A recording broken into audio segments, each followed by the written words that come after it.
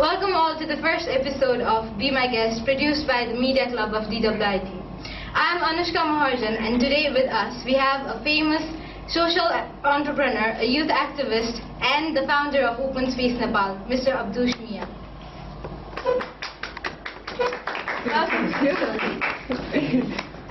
We heard that you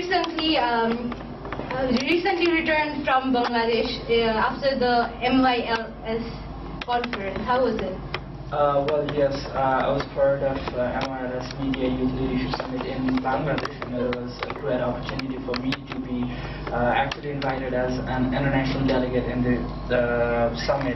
So yeah, it was indeed a great experience for a young and let's say emerging media person like me to actually be part of an international media summit, meet international film directors, media persons, journalists, and people as such. So yeah, for me as an individual, it was a great opportunity, and the program went really good. Would you like to visit often in those summits or seminars? Well, yes, I have always been interested to visit a lot of places, a lot of programs, be part of it, learn, and actually replicate the learning back home. That's what I have been doing so far. So yes, I would definitely would want to be part of such conferences, and yes, it was my second visit to Bangladesh. Moving on to your personal life, professional life, I must say. How did you start Open Space Nepal? What encouraged you to do? Well, actually back in 2012, I was part of a world conference called Contact South Asia. It was actually organized by SIT Graduate Institute USA. I was part of this, and I was too young then. I was 18 to 25 years old, probably the world's youngest participant of the conference. And I didn't much of understand anything in that conference, but there was one session which inspired me very much. The conference was about conflict transformation, conflict resolution, and peace building, and I was very much impressed by open space theory of conflict transformation. Coming back home, I actually started brainstorming, like, why not start an open space for all young Nepali people who have like a lot of ideas, who actually want to experiment with those ideas. Let's start an open space for young people, where young people can come with different ideas and they can actually experiment over those ideas and take leadership. So we basically thought of creating platform for young generation, people like us, in fact. So yes, Open Space Nepal was started. How would you like to continue with the Open Space Nepal further? Where would you like to take it? Well, the vision is very far. The place that I see Open Space Nepal after 10 years now is like something really ambitious for me. So far we have managed to work with 9 executive team. We have over 20 interns. We have over 150 volunteers.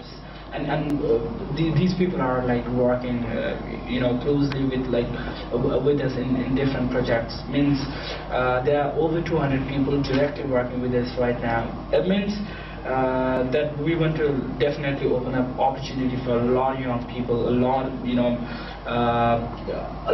of ideas. And then yes, I see Open Space Nepal progressing every other day, and yes, I'm very ambitious. In fact, my entire team is ambitious about Open Space Nepal being a leading social enterprise in Nepal. Has this turned out the way you thought it would?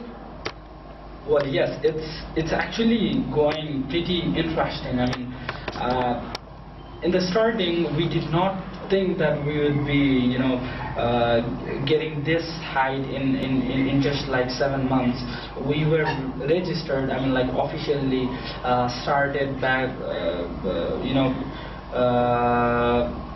only 7 months ago, and now when you see the functioning of Open Space Nepal, when you see the programs of Nepal, nobody actually thinks that we are only 7-month young organization. So yes, it has been more than expected.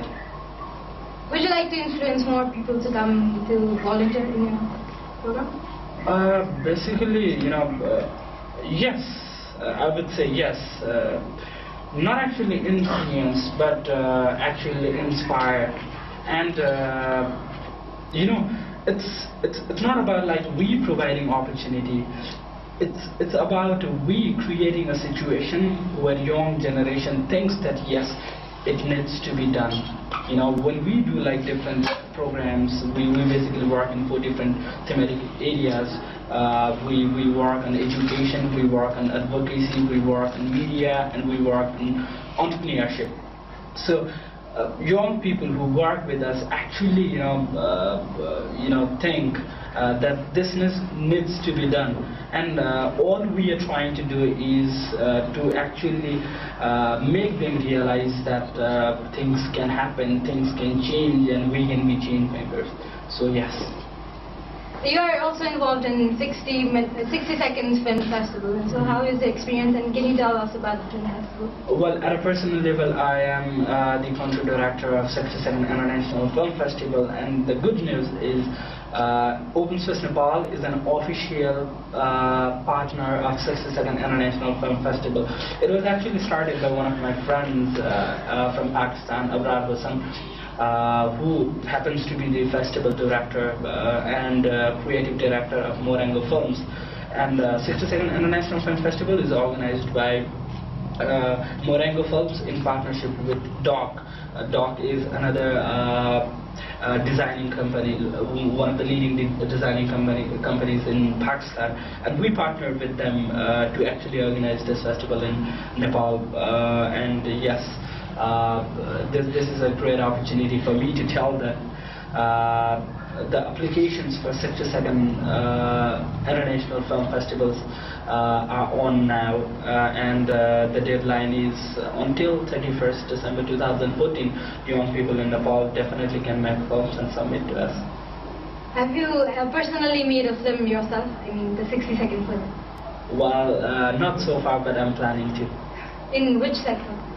Well, at a very personal level, I'm interested in working with education. So if I ever make a film, or if I ever make anything that would be in a way or other related to education. Do you plan to do it in the near future, or it's just? Do you plan to make it now for this? Well, okay. I don't know. Maybe yes. Because I've been like thinking about like this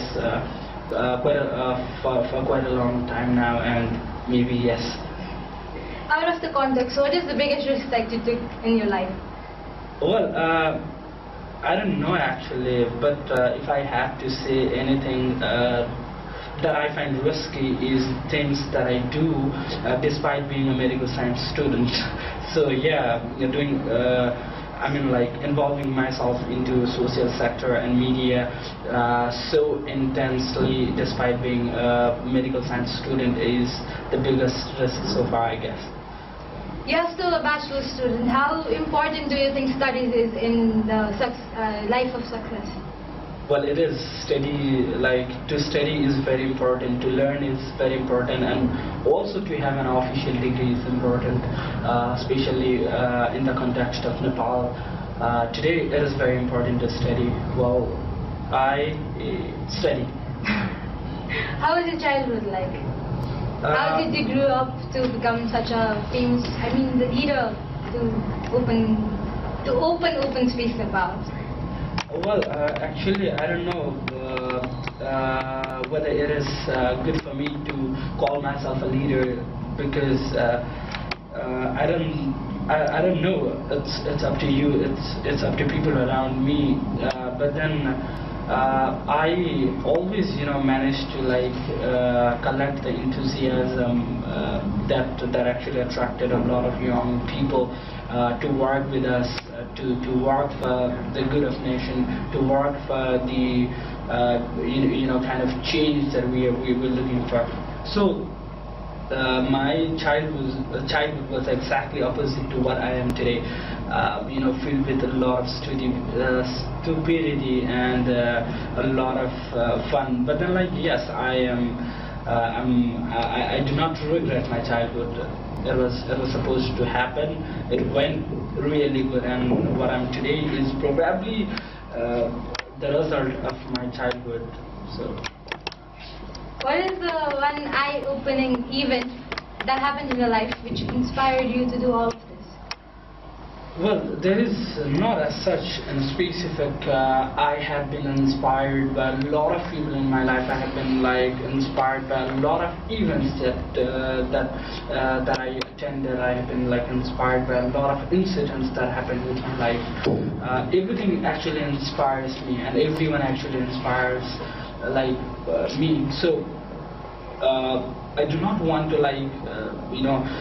be in specific telling that yes, this was my focal point when my life took a U-turn or say any other turns. But then yes, everything inspires me, and to do anything that I do today needs inspiration and motivation that has to be really strong.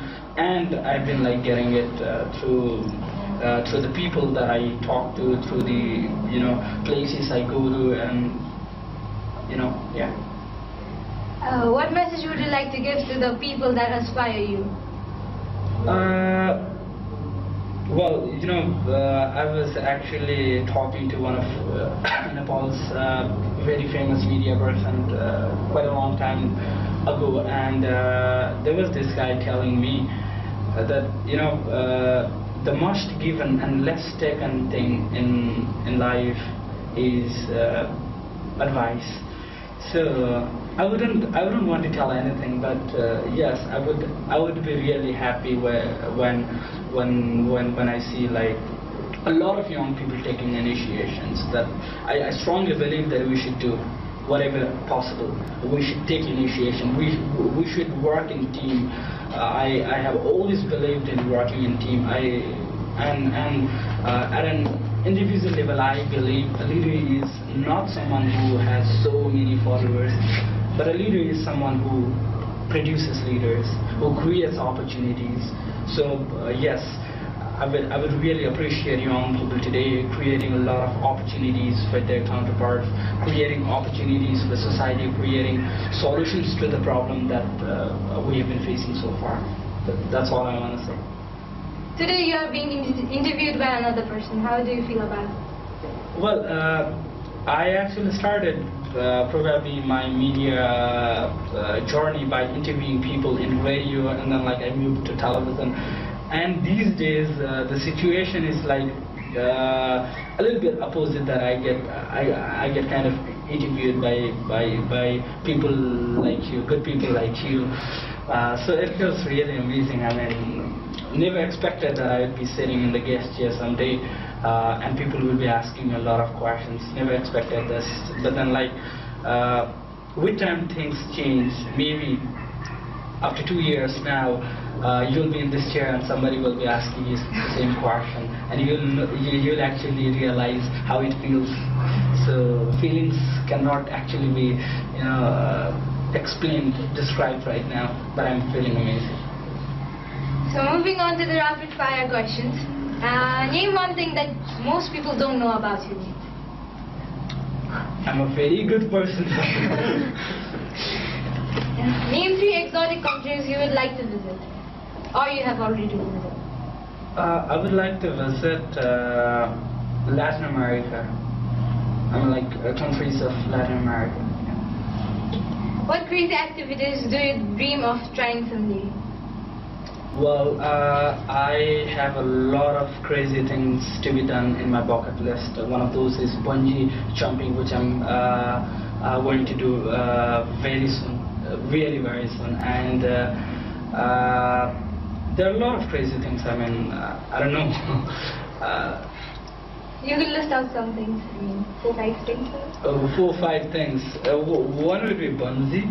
One would be going for a bike race in Upper Mustang, which my friends are organizing very soon. And I always have this kind of a weird thing in my bucket list. someday in my life, I want to become the main villain of a Nepali movie. If you could change one thing about yourself, what would it be? I would want to change myself to a really polite person with very less of attitude and would want to be very humble, which a lot of times people say I'm not. What type of songs do you listen to, and who is the favorite current artist? I mean, current favorite artist. Well, I listen to almost every kind of songs, starting with the Nepali folk songs to jazz music, and I prefer jazz too. But there is no specific artist that I would want to take name of. I listen to almost everyone. If you were given a chance to be a part of a band, so which one it would be? Band. I've always been like inspired by Kutumba. I know they will never take me in because I cannot play any musical instrument. Well, I do play all sort of musical instrument, but they do not go in rhythm. So yeah, I'm not sure. I mean, like I'm very sure that they won't take me in. Which is the favorite sport? Well, it's football. And your favorite team? Team, not in specific once again, but I have like a lot of like favorite players. I love watching games of Ronaldo and Messi, basically. If you could be successful in another profession, which one would you choose? During my childhood, I wanted to be pilot. You know, I wanted to be the captain of the airplane, but then like. With time changes everything, you know. I then after wanted to become a doctor, and now I want to be a social entrepreneur. So yeah, if not a social entrepreneur, if magic happens, I mean like if things would change, you know, dramatically. The next day I wake up, I would want to become the pilot once again, which I'm sure I'm not going to be. You said you are in the medical field. Wouldn't you like to become a doctor? Well, no. This is a very interesting question, and I get asked by a lot of people. Why do you study medical science? Why are you studying all these medicine and then like, you know, things as such? But then like, you know, I initially wanted to join BSW, social work, but then like later I realized what I have been doing already is the thing that students graduating BSW actually do. I understand they will be more sound in terms of, you know, designing the projects and all that. But I wanted to be, you know, sort of specific in my education, you know, with sort of technical knowledge. So I finally chose medical science. Your favorite movie and why? I watch a lot of films, and once again, I do not have a favorite in specific because today, if I have any favorite film, then tomorrow when I watch another film becomes my favorite. But I have a lot of films that has actually inspired me. To take few names, Lucy and this. In Time and The Wolf of Wall Street, The Reader, so films as such has, you know, a huge impact on my life. Which is the movie that you rewatched about, I don't know, how many times did you rewatch? I watched this film, Three Idiots, for around like 12 times. And I keep on watching that film. It inspires me a lot. Is that the most that you Well, maybe yes. But then like there have been times which I've watched films more than like 8 times, 4, 5, 6 times already. people find it very crazy. But every time I watch Three Idiots, I find something new, and that makes me a very passive audience of a film. So yeah, I keep on watching film. Moving on to the last question on my list. What is the first thing that you would do if you were declared as the Prime Minister of Nepal? Well, I never expected this question, but the first thing that I would do, and everyone does, is probably become very happy and write a basic status, yes, I'm the Prime Minister. But to change something, I don't know, being very specific, I don't think in today's situation, even being a Prime Minister, a Prime Minister with genuine thoughts cannot actually do anything in specific, because we do not have a sort of stable government. But then yes, as a Prime Minister, and had I been given the enough power, I would allocate enough fund for young people to actually take leadership, maybe being specific to sort of promoting entrepreneurship. So I would allocate a government, a big amount of government budget, so that young people can share. Would you like to change any rules? Well, I don't know. There are a lot of back of the head, but then there might be some. I don't know. Let you not speak anything specific on that. Thank you. So that was Mr. Abdus Miya speaking with us today. I hope you got inspired by him and got to know him better. We'll be coming up with new videos with different personalities. Keep watching Be My Guest. Namaste. Scene 2, take 5.